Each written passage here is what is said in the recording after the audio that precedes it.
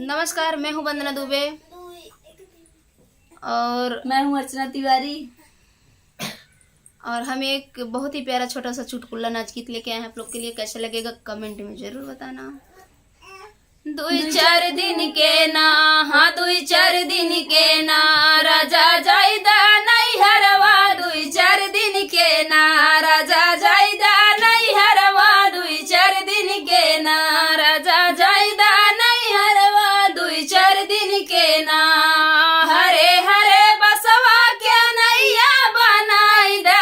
हरे हरे बसवा के नैया बनाई दा। नैया चढ़ के ना, हाँ नैया चढ़ के ना, राजा जायदा नहीं हरवा। नैया चढ़ के ना, राजा जायदा नहीं हरवा। नैया चढ़ के राजा जायदा नहीं हरवा। नहीं चार दिन के ना, राजा जायदा नहीं हरवा। दुई चार दिन के ना, के करे संगा होला ब्यू, के करे संगा डोला ब्यू, के करे संगा बोला ब्यू, के करे संगा डोला ब्यू, के करे संगवाना, हाँ के करे संगवाना।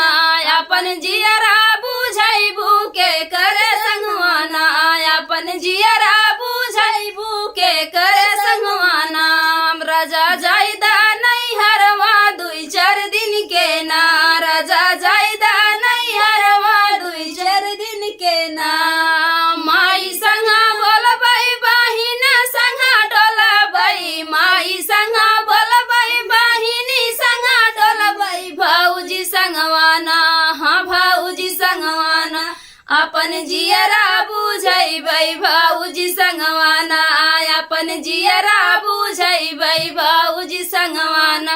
राजा जायदा नहीं हरवा। दुई चार दिन के ना, राजा जायदा नहीं हरवा। दुई चार दिन के ना, माई तोहरी बुढ़िया, बहिनी ससुरई तिनी। माई तोहरी बुढ़िया, बहिनी ससुरई तिनी। भाऊजी तोहरी ना, हाँ भाऊजी तोहरी ना, सोमई भैया जी के गोदिया। भाऊजी तोहरी ना, सोमई भैया जी के गोदिया। भाऊजी तोहरी ना। दुई चार दिन के ना, हाँ दुई चार दिन के ना, राजा जायदा नहीं हरवा। दुई चार दिन के ना, राजा जायदा नहीं हरवा। दुई चार दिन के ना। तो ये गीत कैसा लगेगा प्लीज कमेंट में जरूर बताना। फिर मिलते हैं नेक्स्ट वीडियो में, तब तक के लिए बाय बाय।